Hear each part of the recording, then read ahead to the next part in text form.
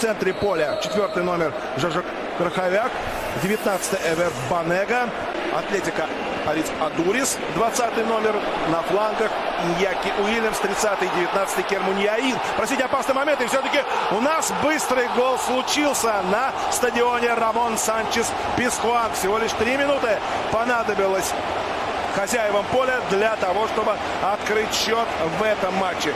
И Бора врывался в штрафную. И вот сейчас длинный пас. Ой, как тут ошибается и Раисас. Голкипер выбежал вперед за пределы штрафной, как на пожар. Сыграл крайне нерасчетливо и облегчил задачу своим вот этим неуместным выходом Видалю открыть счет в этой встрече. Рядышком был и Бака. Видаль подхватывает мяч, прокидывает его мимо мест на стадионе. А тем временем еще одна опасная атака, удар по воротам. И вот на этот раз и Раисас не подкачал. Никуда он не побежал. Надежно прикрыл ближний угол, среагировал, перевел мяч на угловой. А вот эти длинные передачи со своей половины поля ставят в тупик раз за разом и крайних, и центральных защитников. Кстати, за спину Лапорта мяч послан. И вперед убегает Витоло. Сборная Испании против сборной Голландии. Испанцы имели много моментов, но проиграли 0-2. И вновь некоторая неразбериха царит штрафной. И даже в площади ворот Атлетик Бильбао следует удар с близкого расстояния.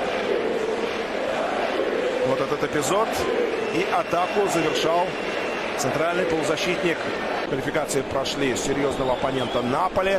Ну а в группе, где Порто, Шахтер и Батэ были в соперниках, не удалось продлить свое пребывание в Лиге Чемпионов. Отправились в Лигу Европы и быстренько вылетели. Но сейчас не об этом. Сейчас давайте поздравим Севилью со вторым голом. Своей команде счет становится 2-0.